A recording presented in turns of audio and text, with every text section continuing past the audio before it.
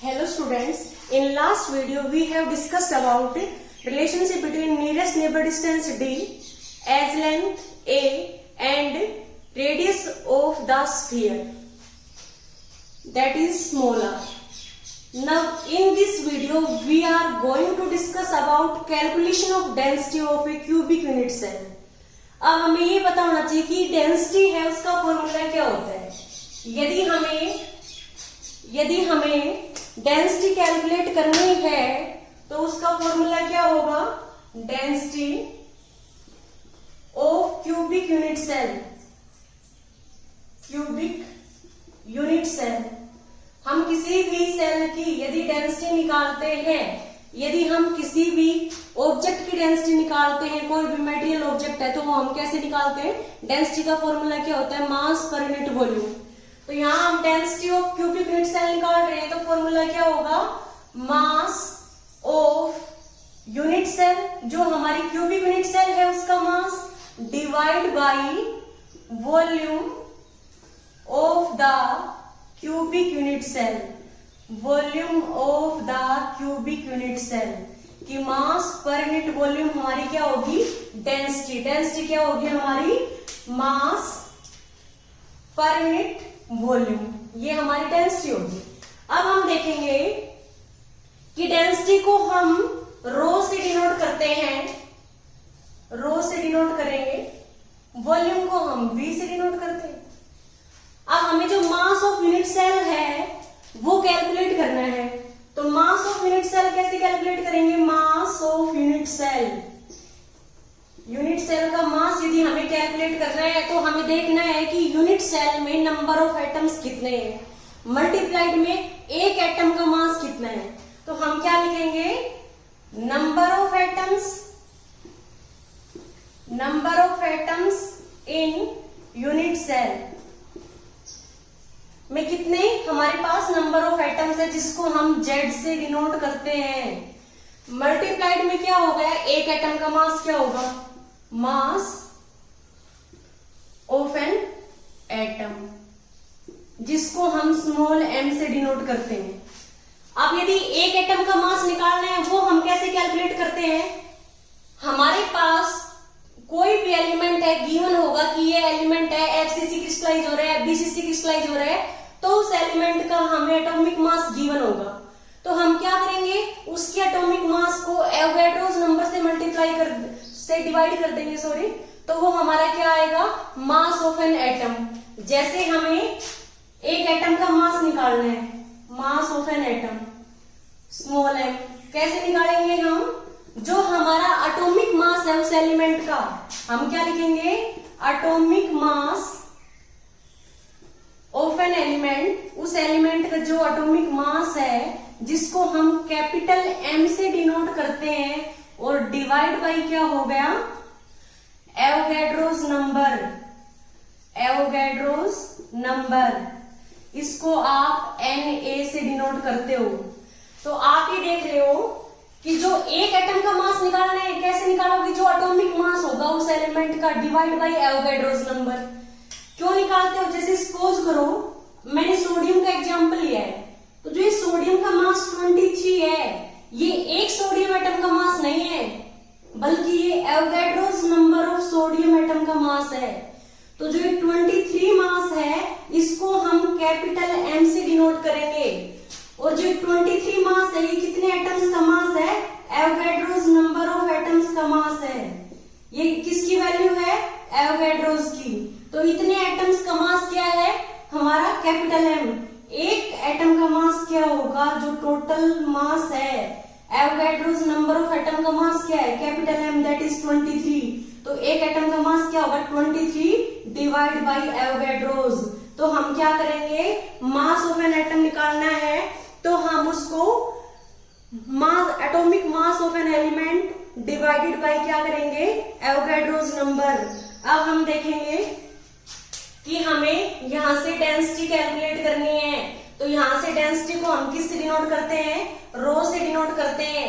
Mass of unit cell वो क्या होगा, number of atoms Z, multiplied में क्या हो गया, मास ऑफ एन एटम, और मास ऑफ एन एटम हमारा क्या है, कैपिटल एम डिवाइड बाय क्या हो गया एन ए एवोगैड्रोस नंबर, और मल्टीप्लाइड में क्या होगा वॉल्यूम ऑफ द क्यूब, जिसको आप क्या कहते हो ए क्यूब। ये डेंसिटी आपकी किस में आएगी ग्राम पर सेंटीमीटर क्यूब में। यदि आपको जो ये एज लेंथ है ये सेंटीमीटर में गिवन है तो ये फॉर्मूला होगा Z M upon N A cube. तो ब्रैकेट में आप क्या लिखोगे if edge length is given in centimetre, यदि एज लेंथ है सेंटीमीटर में गिवन है तो ये फॉर्मूला होगा कैलकुलेशन ऑफ डेंसिटी का, क्योंकि डेंसिटी क्या होगी mass of unit cell divide by volume. Volume क्या होगा ए क्यूब, जो क्यूबिक यूनिट सेल है कोई भी क्यूब है उसका वॉल्यूम क्या होगा ए क्यूब।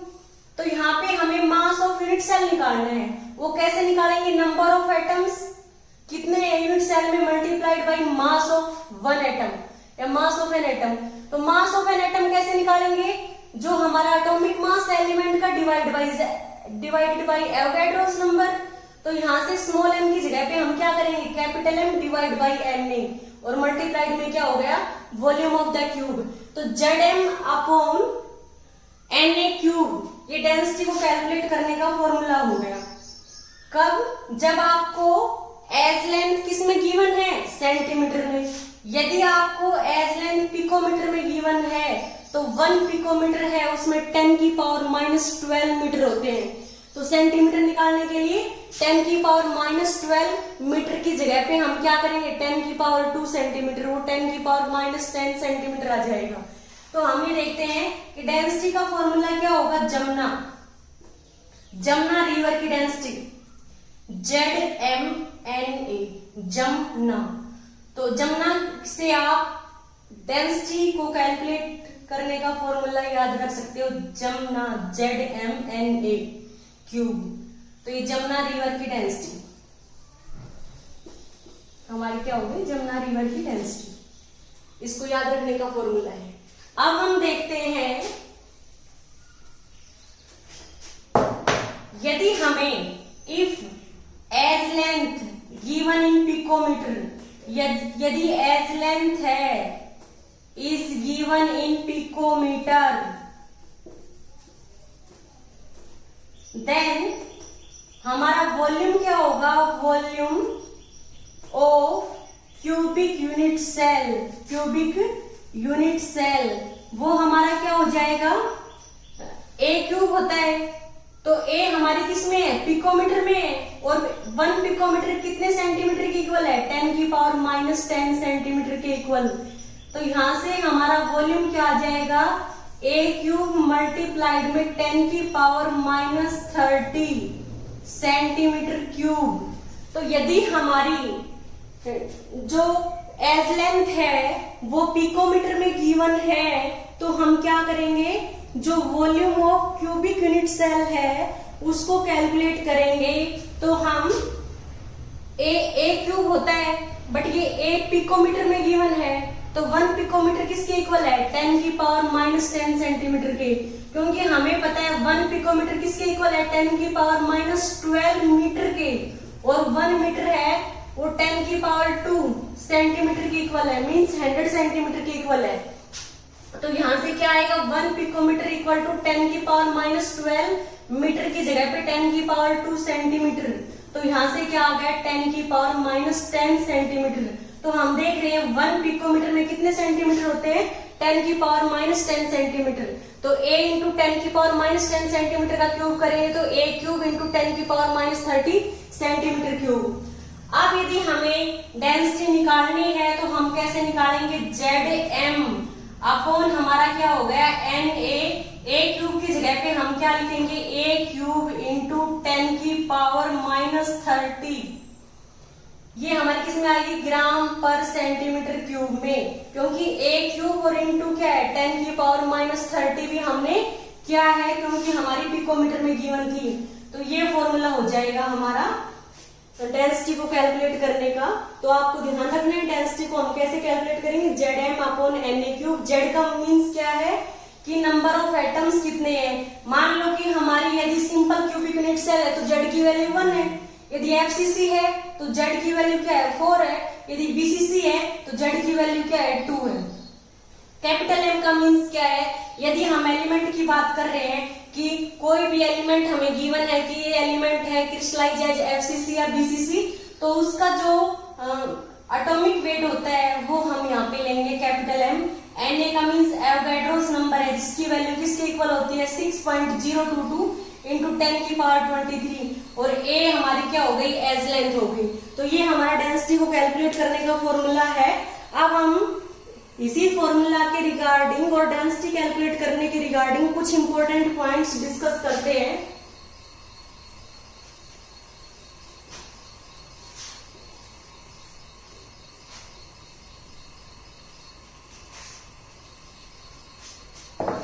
हमने देखा कि डेंसिटी कैलकुलेट करने का फॉर्मूला क्या होगा Zm/Na³।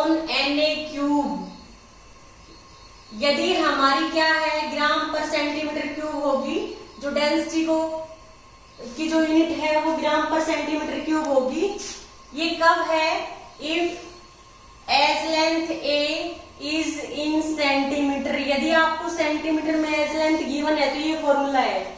और आपने देखा है यदि आपकी एज लेंथ किसमें गिवन है पिकोमीटर में, तो फॉर्मूला क्या होगा इंटू 10 की पावर -30 ग्राम पर सेंटीमीटर क्यूब। ये कब है, if edge length is given in picometre. यदि एज लेंथ पिकोमीटर में गिवन है तो ये आपका फॉर्मूला है। अब हम देखेंगे फॉर एन एलिमेंट, यदि किसी हम एलिमेंट की बात करते हैं तो उसके केस में क्या होगा, यदि वो एलिमेंट्स एसिसी क्रिस्टलाइज हो रहा है for an element, if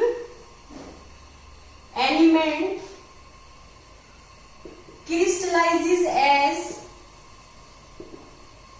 as SCC simple cubic unit cell, then the value of Z equal to 1।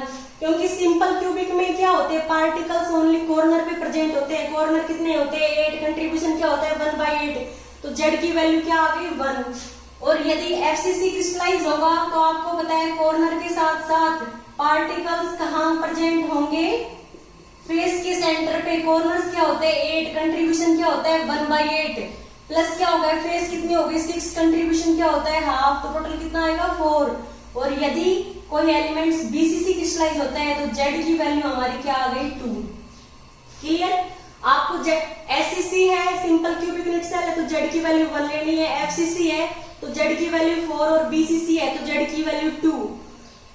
For an ionic crystal, यदि कोई आयनिक क्रिस्टल है तो उस केस में आपको यदि सिंपल क्यूबिक है, simple cubic centred unit cell है तो जेड की वैल्यू 1 लेनी है।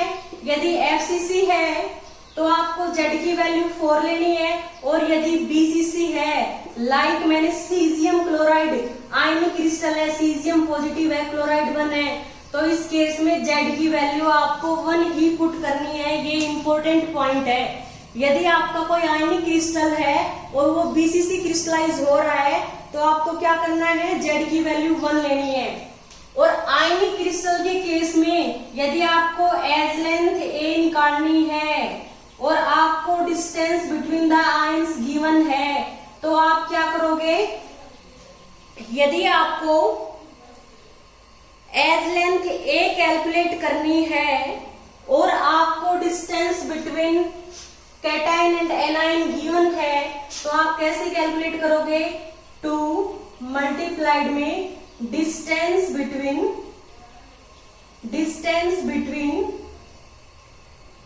Cation and anion, distance between A positive and B negative के बीच में जो डिस्टेंस है उसको यदि आप 2 से मल्टीप्लाई करोगे तो वो आपकी क्या आ जाएगी edge length in case of ionic crystal. अब ये हमने कुछ इंपॉर्टेंट पॉइंट देखे हैं।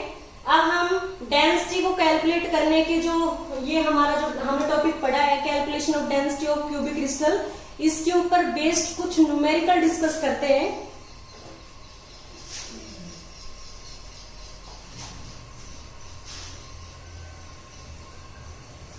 तो जो हमारा न्यूमेरिकल है उसमें गिवन है कि silver form CCP lattice and X-ray studies of its crystal shows that the edge length of its unit cell is 408.6 picometer. Calculate the density of silver. और आपको एटॉमिक मास गिवन है 107.9 U. तो आप क्या लिखोगे? Question आपका है silver crystallizes as CCP कि जो सिल्वर है वो क्रिस्टलाइज हो रहा है CCP lattice and X-ray studies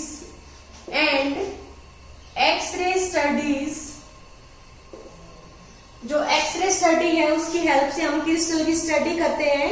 तो X-ray studies of its crystals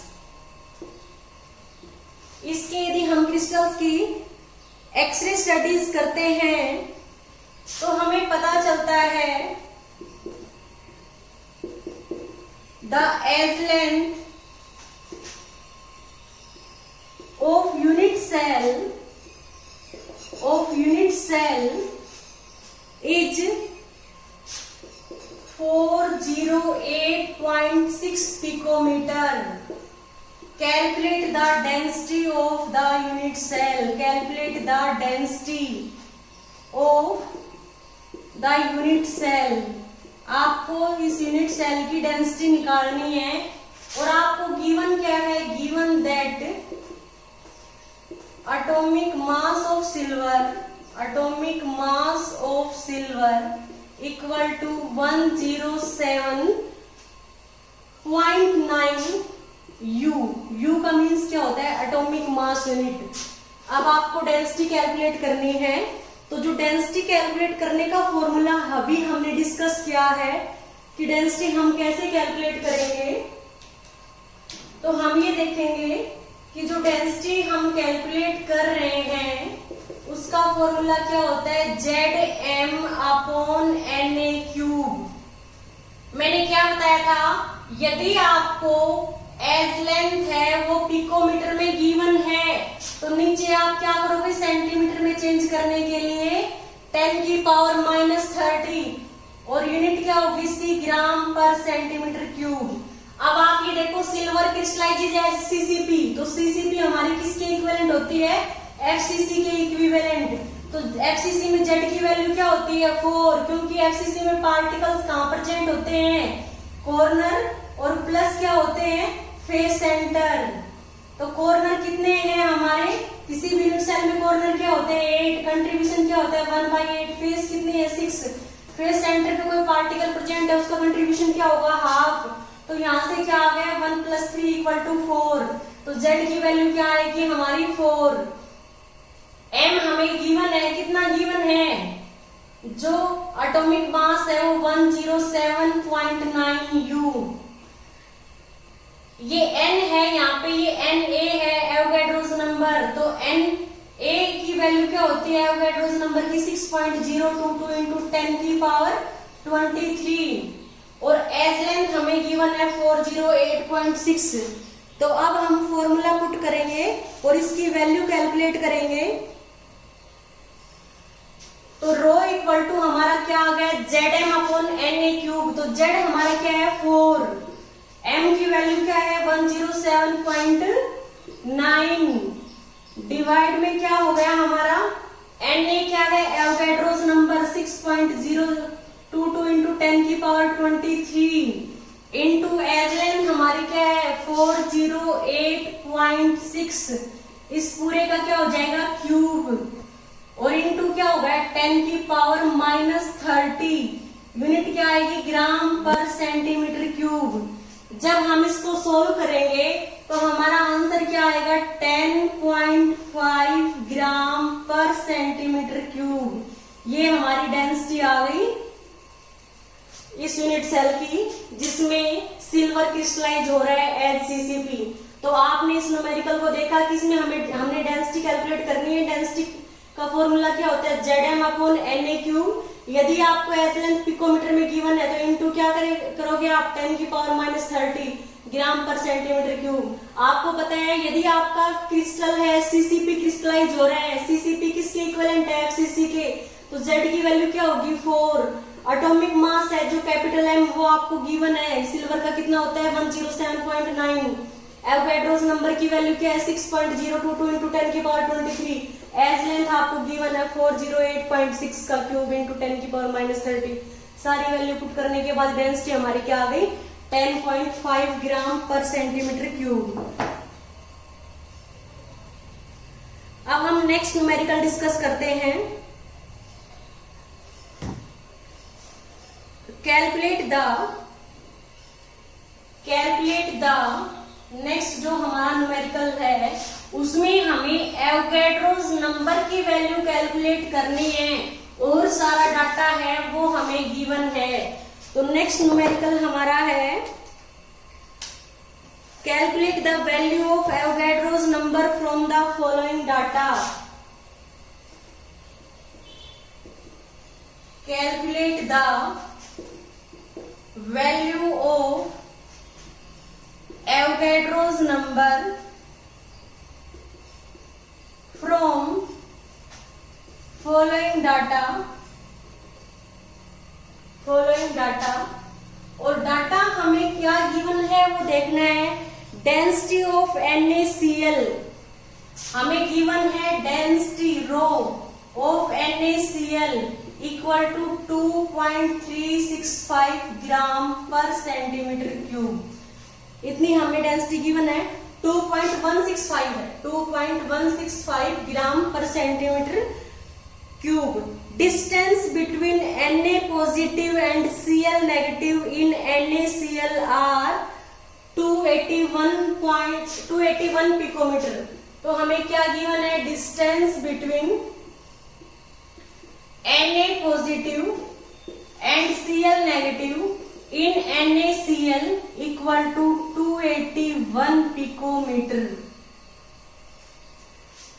और हमें कैलकुलेट क्या करना है एवोगैड्रोस नंबर।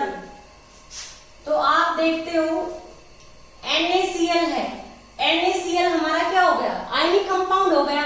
तो आयनिक कंपाउंड के केस में हम यहाँ पे कैपिटल M नहीं लेंगे, हम यहाँ पे जो कैपिटल M था हमारा वो यदि कोई एलिमेंट गिवन है तो हम क्या लेते हैं एटॉमिक वेट। बट यदि कोई फॉर्मूला गिवन है तो कैपिटल M की जगह पे हम क्या लेंगे फॉर्मूला मास ऑफ NaCl।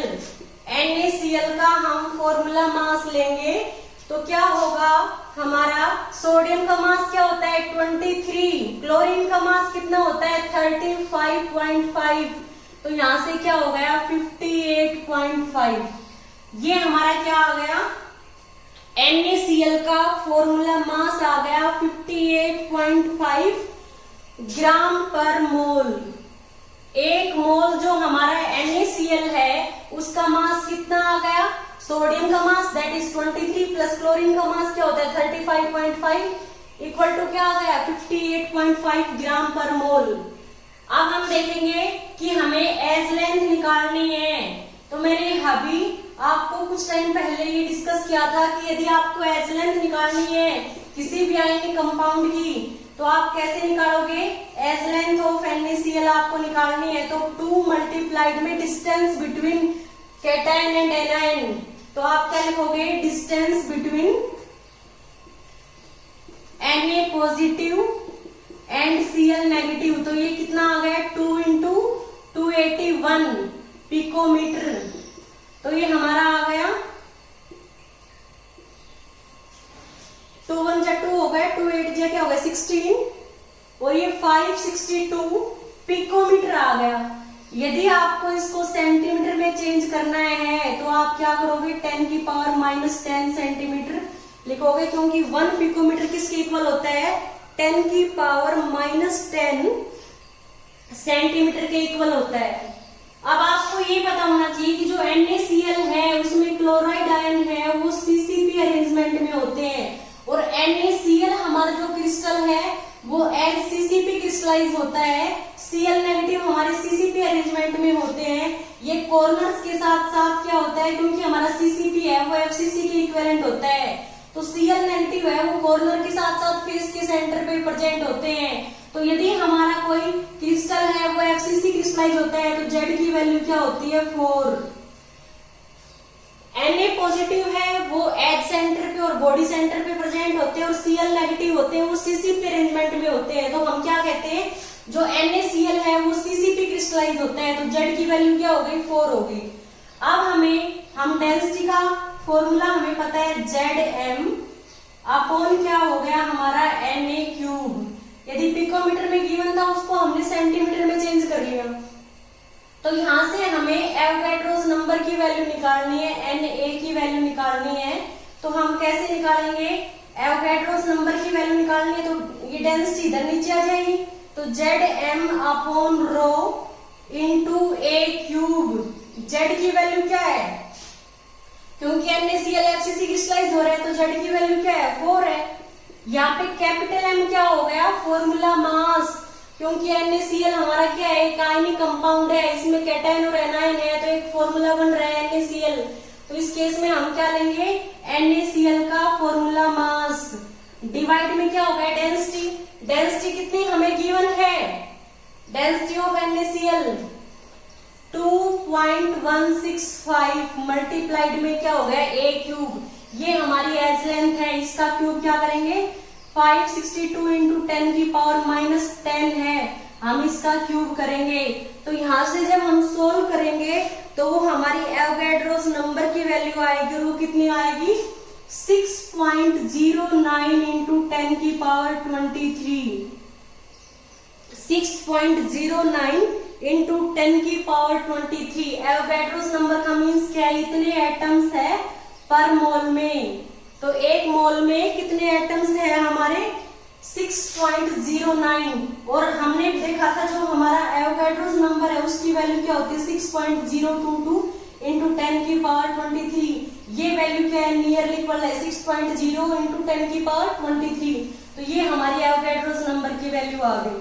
तो हम डेंसिटी के फॉर्मूला के बेस के ऊपर यदि हमें डेंसिटी गिवन है, एवोगैड्रोस नंबर कुछ है तो हम निकाल सकते हैं। यदि डेंसिटी गिवन है, कैपिटल M की वैल्यू गिवन है, एवोगैड्रोस नंबर हमें पता है, एज लेंथ कुछ ही है तो भी हम इस फॉर्मूला से कैलकुलेट करते हैं।